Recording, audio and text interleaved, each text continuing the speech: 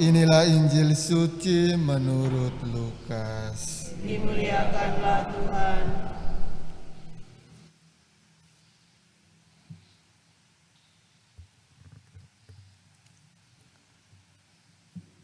Pada waktu Yesus sudah dekat Yerusalem, orang menyangka bahwa kerajaan Allah akan segera tampak. Maka Yesus berkata, ada seorang bangsawan berangkat ke negeri yang jauh untuk dinobatkan menjadi raja.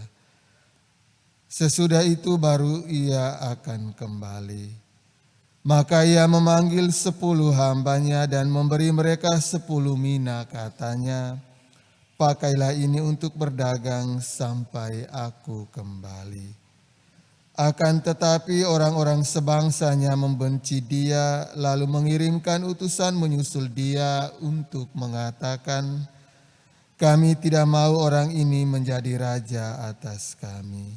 Dan terjadilah ketika ia kembali setelah dinobatkan menjadi raja, ia menyuruh memanggil hamba-hambanya yang telah diberinya uang itu untuk mengetahui berapa hasil dagang mereka masing-masing.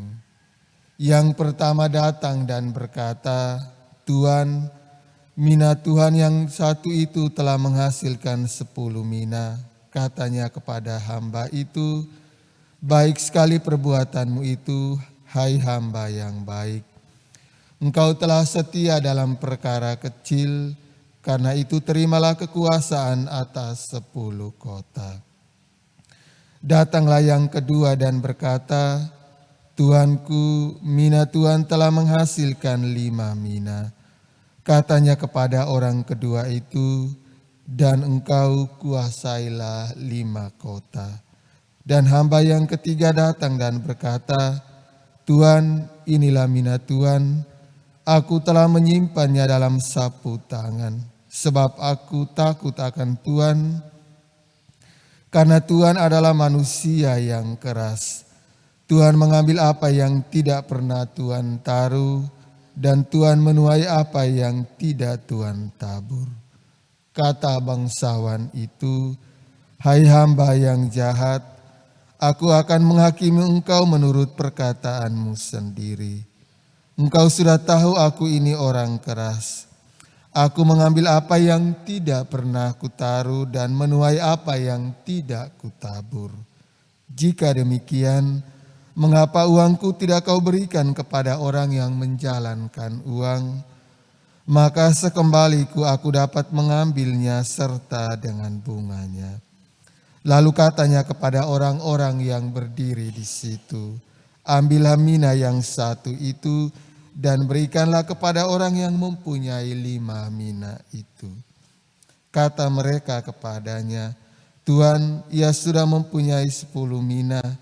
Ia menjawab, aku berkata kepadamu, setiap orang yang mempunyai ia akan diberi, tetapi siapa saja yang tidak mempunyai, daripadanya akan diambil juga apa yang ada padanya.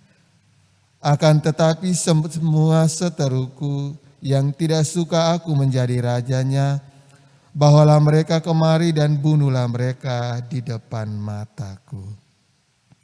Setelah mengatakan semuanya itu, Yesus mendahului mereka meneruskan perjalanannya ke Yerusalem. Demikianlah sabda Tuhan, terpujilah Kristus. Suster, Opa Oma, Bapak Ibu, saudara-saudari yang dikasihi Tuhan kita Yesus Kristus, kedua bacaan suci hari ini cukup panjang. Namun lewat kedua bacaan suci hari ini, Tuhan Yesus kembali mengingatkan, menyegarkan ingatan dan pikiran kita bahwa dunia tempat kita tinggal dan berkarya sekaligus adalah tempat kita, ladang untuk kita bekerja, berjuang, dan juga memperbanyak segala anugerah kebaikan, bakat, dan talenta yang Tuhan berikan kepada kita. Masing-masing kita Tuhan pinjamkan talenta dan minat, dan Tuhan mengharapkan agar itu kita kembangkan demi hadirnya kerajaan Allah di atas dunia ini. Karena kelak kita akan mempertanggungjawabkan itu kepada Tuhan yang telah mempercayakan bakat dan talenta itu.